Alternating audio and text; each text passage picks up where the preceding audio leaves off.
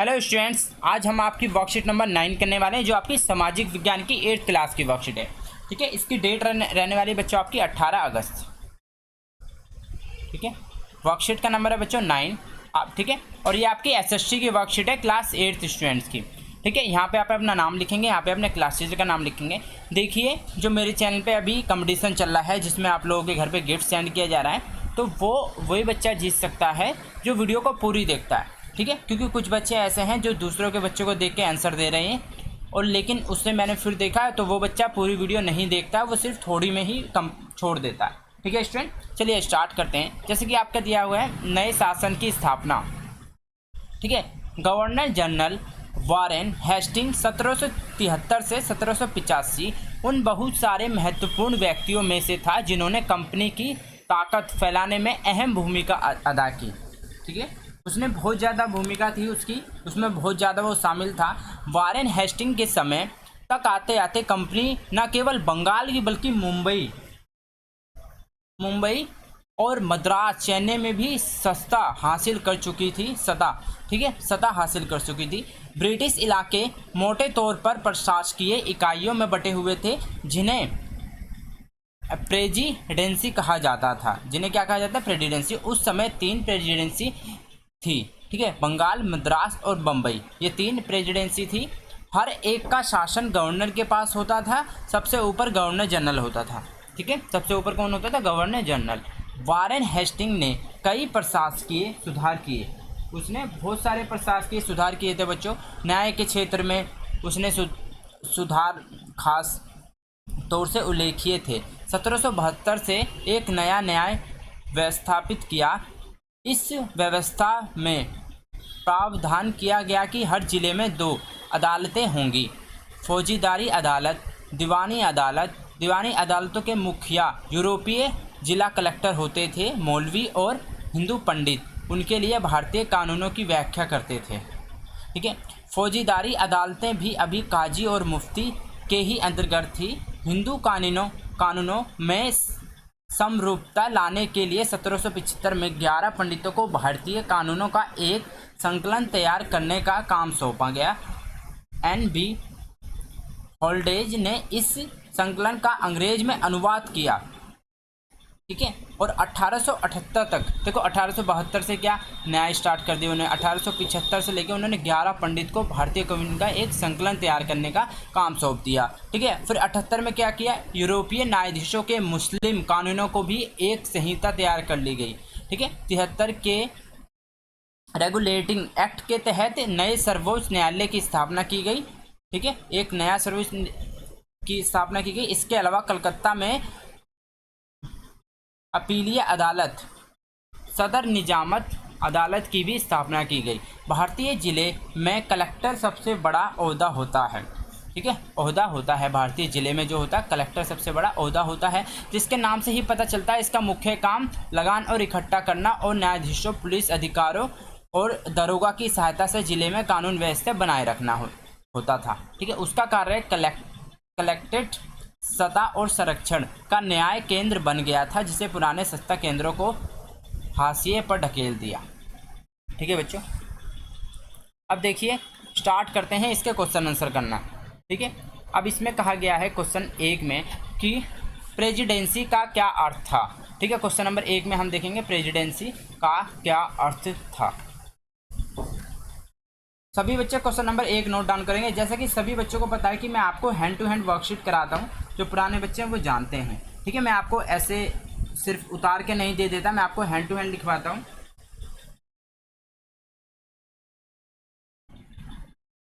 जो पूछा प्रेसिडेंसी का क्या अर्थ था, ब्रिटिश इंडियन कंपनी की 3 प्रेसिडेंसी कौन कौन सी थी?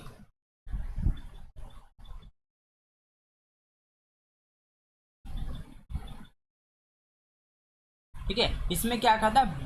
जो आपका प्रेसिडेंसी था इसका क्या अर्थ था? ब्रिटिश प्रदेशों को प्रेसिडेंसी नामक प्रशासनिक इकाइयों में विभाजित किया गया था। ठीक है, देखिए इसमें आप लिखेंगे प्रशासनिक इकाइयाँ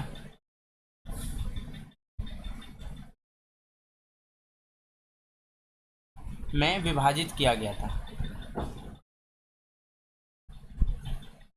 विभाजित किया गया था।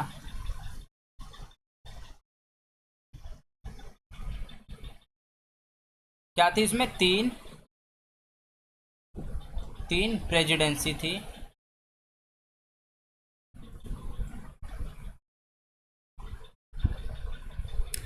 ठीक है, तो पहली कौन सी थी? बंगाल।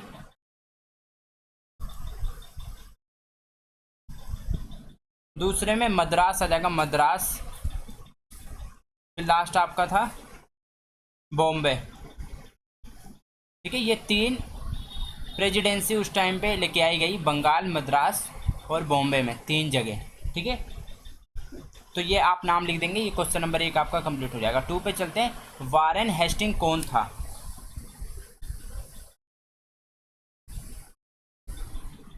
ठीक है, आप लिखेंगे ये पहले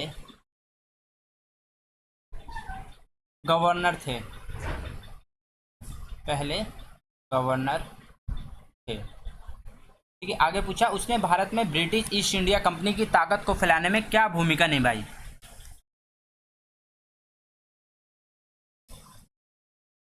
उन्होंने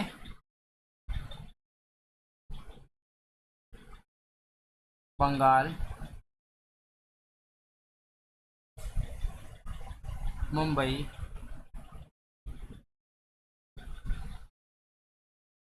और मद्रास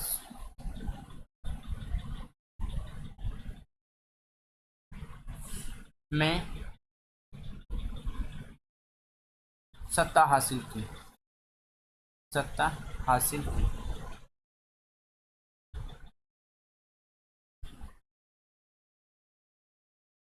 ठीक है, ये आपका क्वेश्चन नंबर 2 कंप्लीट हो गया। अब चलते हैं थर्ड की तरफ। वारेन हेस्टिंग ने न्याय के क्षेत्र में कौन सा प्रमुख सुधार किया?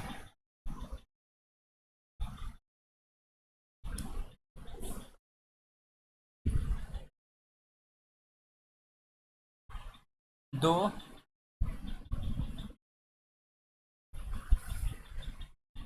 दो अदालतें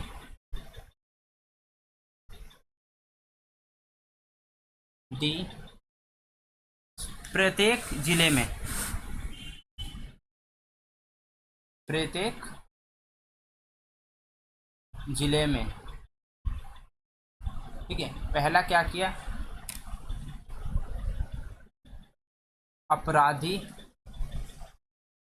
आपराधिक अदालत।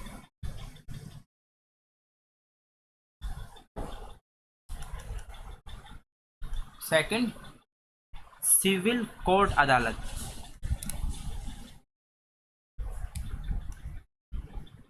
ठीक है, जिसे बोला जाता है दीवानी अदालत।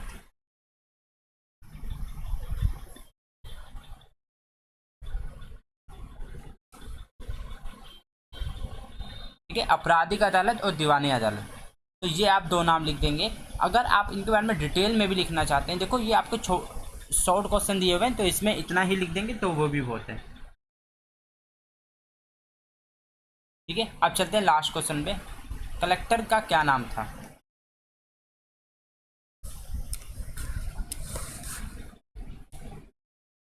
उसका काम पूछा है, काम क्या था? कलेक्टर का काम राजस्व और कारों को इकट्ठा करना। राजस्व और करों को इकट्ठा करना।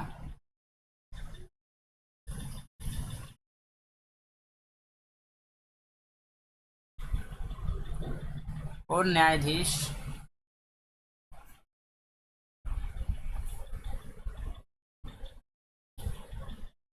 न्यायाधीशों, पुलिस अधिकारियों और दरोगा व्यवस्था बनाए रखना।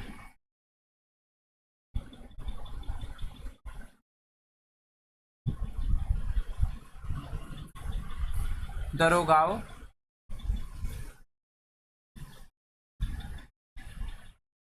की मदद से व्यवस्था बनाए रखना।